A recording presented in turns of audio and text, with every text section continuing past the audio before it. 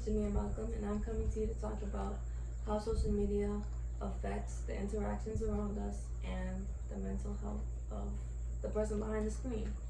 In front of me, there are platforms like Facebook, Twitter, Snapchat, and Instagram. Many of those platforms are alike, but most importantly, Snapchat is basically in your everyday life. You're posting about what you're doing on that day, and it gets erased in 24 hours. With that being said, speaking on the interactions around us, imagine being inside a room with people and it's just quiet because everybody's on their phone. And that really takes back the interaction of people because everybody's so caught up in what everyone else is doing in their life instead of what's happening now. So, in one of Stacey Hanks' articles, she stated that social media created a more misunderstanding and miscommunication of how the world works, and I 100% agree on that because miscommunication is something that my generation especially lacks because people don't know how to go up to people and talk to people and meet with people because everybody meets each other through social media, which is true. And I'm not even gonna lie because I have also met people through social media and it has affected me in a kind of way.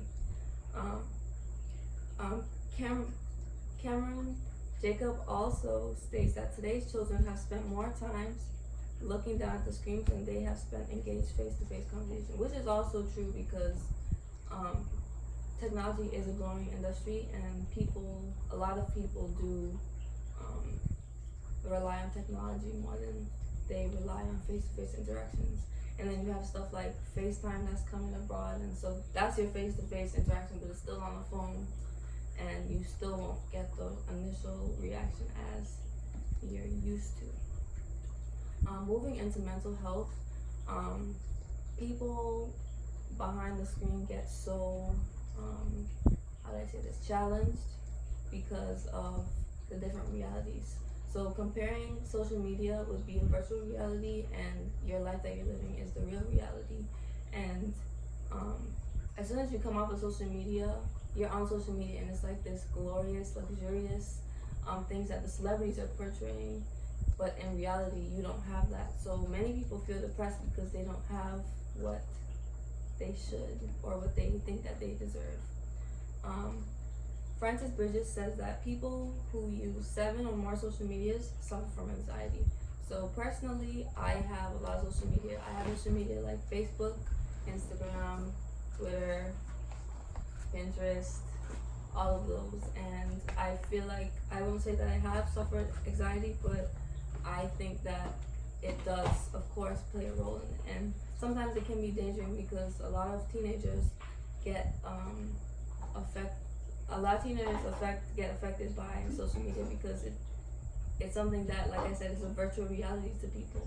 And so, that being said, also, there's people that do disagree and think that social media isn't this big bad tool. In my opinion, I think it is because it's been doing so much damage to people and a lot of suicide and stuff that happen, and it's just not good or healthy for someone's mind. So AJ Agarwal disagreed with me, well, basically on my stance, saying that it's a good platform for the news, and I don't think that. Of course, for the news, yes, but when you think back then, do you think about how social media was not as big as it is now back then? Because now, obviously, the news is getting to people more, but still, at the same time, it's not, like I said, helping. It's more bad news than good news. So, social media is very opinionated, and people with different beliefs can become very lonely, which is true. Like I said, it's a virtual reality versus reality.